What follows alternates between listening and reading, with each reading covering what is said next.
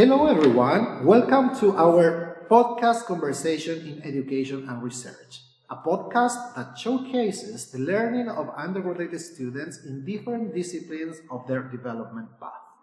This podcast and infographic project is part of an ESED project involving students from Universidad de Chile, Talca and Los Lagos.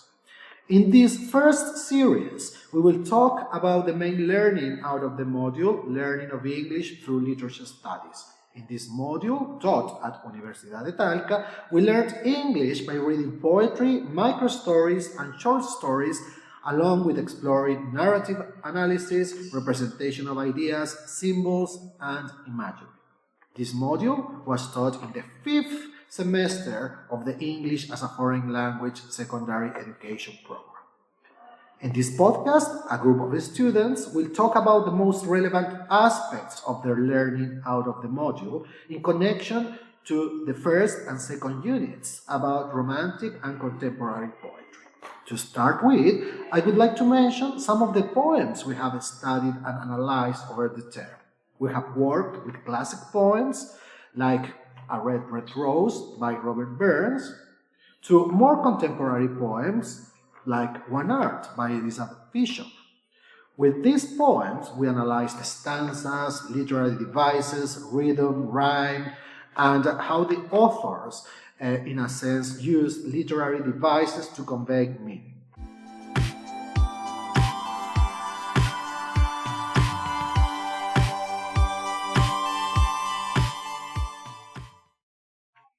To start with, I would like you to introduce yourselves first. Hello again, everybody. My name is Matias Cárdenas, and I am here as a special guest. So, my name is Sebastián Acuña. I'm in my third year of the English language teaching program, and I'm here with... I'm Karina Muñoz, and I'm too English language teaching program in my third year. Okay, welcome to the three of you. It's so nice, and first of all, I would like to start saying that the topic that you have decided to showcase out of your learning, it is so interesting because it involves 2 units. So let's start first with my first, in a sense, concern or something that I want to know. What do you think it is the connection between contemporary poetry and romantic poetry? Is there any connection? Yes. The connection between contemporary and romantic poetry is, in this case, they both are type of poetry. Okay. And also want to express feelings, ideas, opinions, in this case, tell a story too, experience, and among other topics or aspects about the feelings of the author or maybe the social aspects. Okay, so in a sense there are similarities in one sense, but there are also some differences. Because most of the poems that we have analyzed during the course were taking ideas one each other, or maybe you can relate one poem with other because they relate one topic with the other, but maybe this topic is just about the feeling and the other is just about a social issue. I see. So maybe like one of the main differences is related to the themes that these poems kind of convey. Okay, so let's go into some specific aspects then. Okay, so first of all, I would like to address aspects of contemporary poetry. Let's start with contemporary poetry and then we move back, to the past.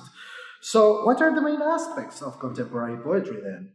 Okay, about the contemporary poetry is features by diverse voices because the structure is like a free verse, because it's more experimental and about the personal identity.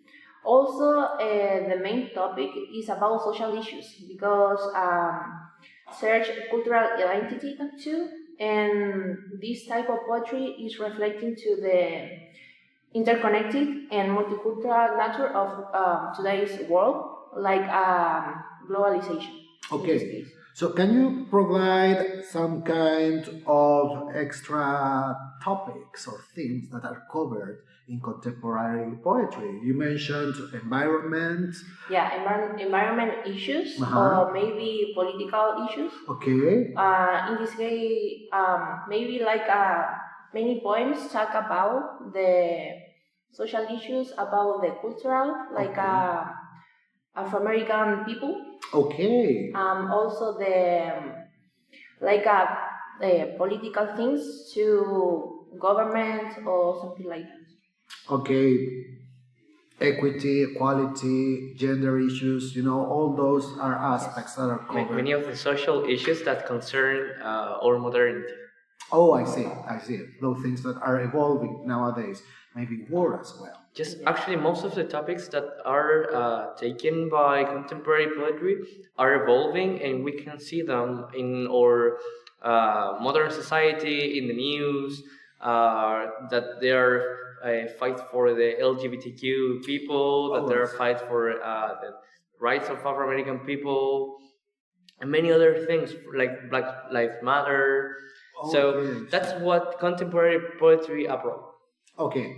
Those kind of topics. Those topics maybe they were not as powerful, like then, yeah. some time ago. So, what about romantic poetry then? Romantic poetry is less focused on the social aspects of society and more on the inner emotions and the psyche of the human brain, of the mind, of the heart, or in this case, of the authors specifically. Usually, romantic poetry focuses around expressing deep, urges, desires, and emotions that the authors have that they can't express normally, or they may be seen as weird or outcast of society and things like that. So it's very usual that romantic poetry focuses on more visceral aspects of what the human mind can conjure, and emotions and feelings and all of that. So romantic, as its name implies, also focuses on the romance, and not just romance in the very literal sense of the word, but also in the metaphorical sense of showing what's inside oneself. So that's okay. In that sense, very interesting. In that sense, Sebastian, you just mentioned a minute ago some of the topics emerging in contemporary poetry. So I was wondering what kind of topics can emerge when we are talking about romanticism. As my classmate Matias was saying, most of the topics that concern in romantic poetry are related to the inner emotions of the others. So we have maybe love, you can have sadness, grief, you can have many emotions that can be shown through poetry, and that we will abroad in a few minutes because of our poetry analysis. But back to our topic, there are many topics that romanticism emphasizes, but most of them are related to feelings, emotions, and what is inside of the human. Okay, and what do you think it was that on that time? Because we wouldn't concern, most of the time we wouldn't concerned about like a group of people or maybe about our society, but we were concerned about our inner feelings, which is what is lacking nowadays, like watching in our inner sides and just watching about the problems that are outside. That's a very powerful reflection, actually, to think, and I agree. What do you think? Do you agree that we need a bit of romantic poetry or like romantic era here? I think, and I agree with my classmate because I think in nowadays is very present the both of type the poetry in the same way, because the contemporary poetry is about social issues and the romantic poetry is about the individual identity. Is have a connection. Okay. So as Karina was saying, we should make like we should fuse both of the topics, whereas contemporary or romantic poetry, and make a fusion about that, and then get something that is really interesting because we're taking the contemporary problems, and we are start to make an inner reflection about that. Oh. So we are not just taking what the problem means, but we are making a solution for ourselves. Something very meaningful. That's, as I said, very reflective and very important. Wow. So my main not concern, something that I am quite interested in, is that in this project, you need to showcase your learning. Okay, learning in different ways. You will create an infographic. We will talk about that in a bit near the end. But one key aspect of this project is to showcase what you have learned. And what we have learned is analysis. We have been working with the analysis of poetry. So I was wondering if you venture to kind of analyze or show our podcasters, something in connection to contemporary poetry to start with. So probably now when we start our analysis of poems, you will see or you will hear as well the differences that are there between the contemporary poetry and the romantic poetry, because they're really you can notice them like easily if you hear one or the other. Okay, I see. As we were doing before, we are going to be doing from contemporary first to romantic poetry after. So we will be going in a time travel machine backwards in time. And basically, we are going to start with I Too, a poem originally published by Langston Hughes in 1926. And in order to give a little bit of a deeper review of the poem, first a little bit of context. The 1920s were also known as the Roaring Twenties, and it was a period of cultural enlightenment for America in those times. So you see a lot more resurgence of music, arts, and poetry in this case, that illustrates the social issues that they were facing at the time that we don't see in the history books so much, because they were the Roaring Twenties. They were a happy time for America and for everyone else. So what happens with ITU is that, first of all, it's a contemporary piece of poetry. That means it takes a very recent topic in order to write about it. And in this case, is the daily troubles of an African American man trying to live their normal life in a very racist society. And that is one of the factors that we are not directly mentioned in when we pass through the Roaring Twenties, because the most important values are this resurgence of culture. So we kind of assume that somewhere between them and now there is this, renaissance for the secondary cultures in America, as will be the Harlem Renaissance that Langston Hughes was a part of. Oh, wow. Primarily, ITU has seven stanzas and a few that are one-liners. Langston doesn't really focuses too much on the rhythm or the rhyme, but more on the emotion and the face value of his words. I see. Because it is more or less a statement about what he has seen before, not what he feels like. So it is very, not superficial, but it is meant to be taken as manifestable. For example, it is a statement about a problem that he sees that he wants to change, and he makes that very clear right towards the end. So, allow me to read it out to you, because it is a very short poem. So, I do sing America. I am the darker brother. They send me to eat in the kitchen when company comes. But I laugh and eat well and grow strong. Tomorrow I will be at the table when company comes. Nobody will dare me, say to me, eat in the kitchen. Then, besides, they'll see how beautiful I am and be ashamed. I too am American. Wow. What Langston says here is the word beautiful. Now, Langston was also known to be a very popular figure in the Harlem Renaissance. And basically, he uses the word beautiful and ugly to describe society a lot in his works. and in this case he uses beautiful to refer to himself, but in a future statements that he does say is that there is both beauty and ugliness in everything. Wow. So in this So sense, he uses actually like those specific words to Yes. convey meaning more than rhythm and rhyme, as you Exactly. were saying. exactly. So he focuses on his use on his word choice and the very few but very explicit examples of literary devices like simile and metaphors. For example, with the darker brother and with the conversation about it in the kitchen and all of that, because that is experiences that he has seen before and that he's comparing to yourself as the reader, so you can empathize with his issues, so you can see what the problem really is. So it is a very emotional piece of work, but it is simple enough that most anyone can read and understand the problem right away. Okay, so that was a very comprehensive analysis of one of the poems. Is there any other contemporary poem that you would like to address, or we will move to So another point about the contemporary poetry. Continue to the same way.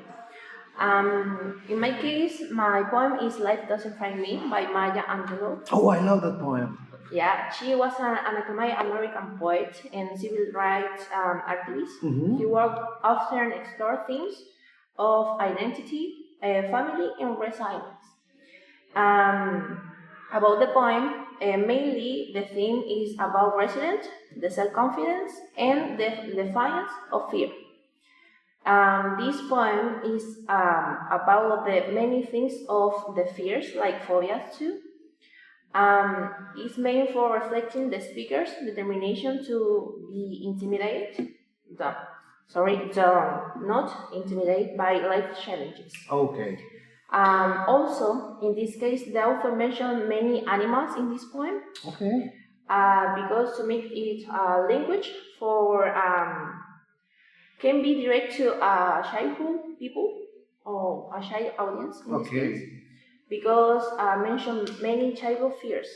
So it seems to me, by listening to you and to Matthias as well, is that word choice is such an important device actually for contemporary poetry. Yes. Continue.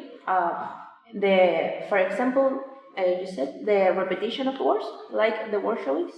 In this case, the repetition is like doesn't find me at all. And the fears about, for example, mention fear of the dark, of animals, or in this case, people too. And by stating that these things do not fry, in this case, her in this poem, and the speaker shows a film over these fears and suggesting a maturation or personal empowerment. Okay, well, that's very, very nice. Okay, I am learning a lot out of contemporary poetry, out of your talk. Okay, but we're just talking about contemporary poetry and romantic poetry. So, in terms of analysis, romantic poetry can be a bit more challenging, I would say. So, let's see how we approach that. As you heard with the poems that we were analyzing of contemporary poetry, most of them also can be understood, taking the context of the authors in which they were involved and which they were part of it.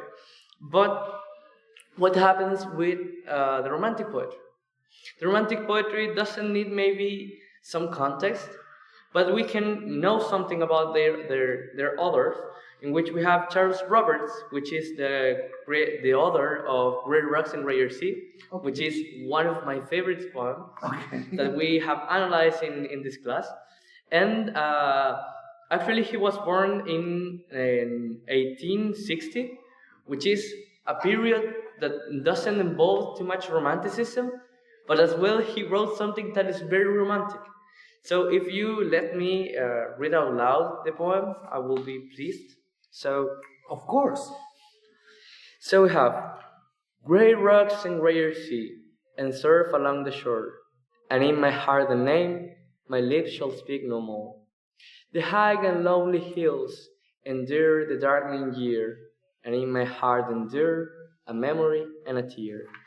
Across the tide a sail that tosses and is gone, and in my heart the kiss that longing dreams upon. Grey rocks and greyer sea, and surf along the shore, and in my heart the face that I shall see no more. Wow, thank you very much. So, as you heard, most of the content in the poem is really like shaking, heart touching. So you can see that most of the elements that are said in the poem are elements that are used to give you an emotion. So in this case, for example, let's take the grey rocks and greyer sea.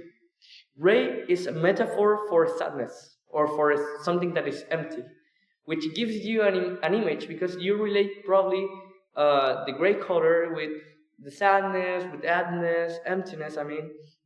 And that is something that it's really interesting in the romantic poetry, because most of the poems that we can analyze are really similar to that, because you can show different emotions in different aspects or using different metaphors.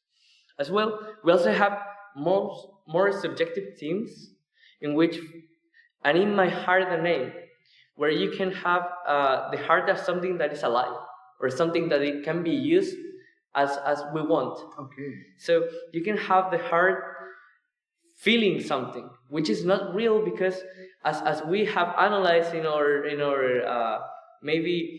biology classes, the brain is the one that feels, the brain is the ones that make you feel something. But the others take the heart as something that really feels, that really gives you an emotion, that really makes you understand something or makes you understand other person. So in this case, if we talk about this poem is related to grief and sadness. Okay. But as I was asking other people about the poem, because I wanted to have more opinions than mine. Of course. Most people also relate it with the rupture of a relationship. Okay. In which, for example, you can take the part of "and in my heart the kiss that longing dreams upon," which means that he remembers a kiss that he really wants, he really longs. It's longing that kiss, it's longing that emotion. He's like nostalgic. And I do remember as well, some of your classmates were thinking about death as well. Yes, because that's the grief that we have, the pain that you have when you are losing somebody or when you lose somebody. Okay. So for me, as a subjective matter, when I read this poem like the first time, it made me sad. Like I really wanted to cry because I get related with what the poem was saying, and the poem really works really well because it used many of the elements that I was mentioning before, but also because it used adjectives that represent sadness. For example, the high and lonely hills. Why the hills have to be lonely? They are not persons, they are not something, they are just lonely hills. Okay, so it's kind of creating some kind of image in your mind. So that's the point that I wanted to reach, that the literary devices that we use most of the time in the romantic poetry are imagery or metaphors or a simile, something that make you relate with the poem. Okay. Wow, that's very comprehensive and quite interesting. I have read that poem so many times, and that is like the power of poetry, the idea of reflexivity, to read it and to think, create connections and aspects like that. Another poem that I love, I don't know if you have something to say about that, is that a poem that I mentioned at the beginning of this podcast is called A Red, Red Rose. I love that poem. Do you remember that poem? No? I think I have read it, but I didn't make like a whole analysis like with Great Rocks, because as I said, Great Rocks is my favorite poem. I see. But what I know about that poem is that gives you a really relatable image of love. Yeah. So that's the important part, that gives you a relatable image of love, in which you can, if you are really in love with somebody, you will have the emotions that he describes in the poem. So you can compare maybe the love with the red rose, but the red rose is not like, oh, my love is like a rose, literally. It means that my love is passionate. Okay. It has passion. That it is the way, actually. That's why, because that was the first poem that we read, I would say, or the second. First was The Eagle, I think. Anyway, Yes. one of the first poems, and that poem really was shocking for me, because I was feeling, all those emotions, all that, the power of love I was reading in that poem. So that was great. Okay, so let's move to something very, very interesting. Okay, I think, and I am sure, all of you will be teachers, right? Yes. In about a couple of years. Okay, and I would love to know, this is something very interesting. Would you teach this at school level? How would you do that? Do you think it can be easy, complex? So I think that here we are moving to another topic, maybe, that is, how do we separate both of the poems, or both of the poetries, in a different way to teach it? Because if I teach contemporary poetry, it will not be the same if I teach romantic poetry, because romantic poetry at some point can be more complex to understand, because the metaphors are not related to something that is relatable in modern times. Okay. It's just more something that is related to inner feelings, that it's more subjective. Okay, so why would you do that? So at some point, I think that maybe we can take the romantic poetry to teach vocabulary, to teach new words, because it's more complex in that way, in the way of teaching vocabulary, in the way of teaching maybe grammar at some point, because it will be rhythm, because it will be less complex to teach this, even though that it sounds like weird, that a romantic poem that will be like really tangled can teach vocabulary and other things. But as well, this kind of poetry gives you more vocabulary and more difficult words that probably a contemporary poem, because the contemporary poem really wants to make you understand something, or wants you to reflect about something. So at the same point, it will be easier in some point, because he wants, or I mean, the author of contemporary poetry wants you to understand the poem, even in just in one way, I will say, even though that subjectivity will give you more ways to understand that poem. Mm-hmm. But I will say that romantic poetry will be more about vocabulary, grammar, rhythm, like more about poetry. I don't know if you or you, Matthias, have something to say about contemporary poetry and teaching. Well, yeah, in fact, contemporary poetry, in essence, chronologically, evolves from romantic poetry. So it makes sense to begin with romantic poetry at a very, well, I wouldn't say beginner, but intermediate level of students, for them to be able to both understand what they're reading and be able to learn about all the Old English context and the entire social situation back then, so they can start getting hints of that critical thought that contemporary poetry later on will ask them to generate according to their poems, because romanticism basically focuses on the human being, and contemporary poetry focuses on the society. So what happens is that if you learn first from the human being and then expand into the society, what you get is a very inner perspective view of that society, of that social context. And that is how you get critical thought to basically blossom in your students' minds. So that is going chronological is the most effective way, in my opinion, to approach the learning of. I like that as well. What about you, Karina? I agree with my classmate. I add in this case, it's complex to teaching in this case poetry, because depend the many aspects like the context of the poetry, the type of poetry, maybe the topics in this case for the previous knowledge about in this case the students, and also maybe the strategies we have to teach the type of poetry, the poem in this case, for how to approach in this case the students knowledge or ideas. Yeah, have the ideas in this case the poem like how to express something, and in this case maybe writing poem. Okay, I like that. Okay, so well, now I would say it is time for start wrapping up all this discussion. But without, I'm not leaving without asking you, the three of you, one last question. You know that this project is about the representation of knowledge from a module.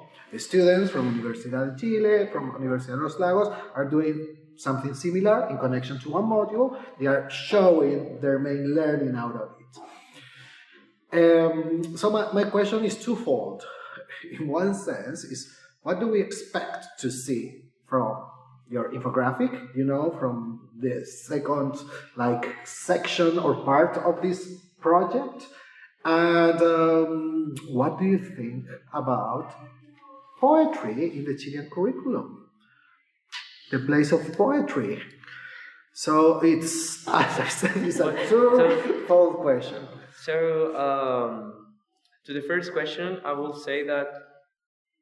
I get lost on that. Which was the first question? The first question, it is like what can we expect to see in the infographic? So, in our infographic, we want to abroad what's next in poetry at some point. So, we want to take or to reach an infographic that explains the evolution from romantic to contemporary poetry, which gives you a new perspective about which will come next in poetry, because poetry is always evolving. Of course. And poetry, as well as a ironic situation, is always coming back, because nowadays we can have maybe contemporary poets, but poets that are consider themselves romantic, as myself. I consider myself, because I wrote poetry, I consider myself a romantic poet. Brilliant. At some point.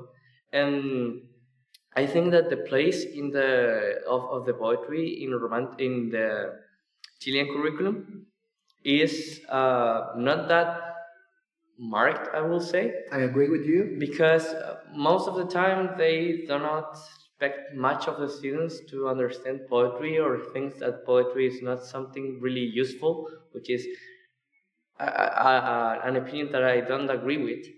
But I think that maybe we as English teachers can promote more the use of poetry related to the topics or the contents that the Chilean curriculum asks us to teach. Okay, at some point. Yeah, that's so interesting, as we have a lot of important poets, you know, in Chile.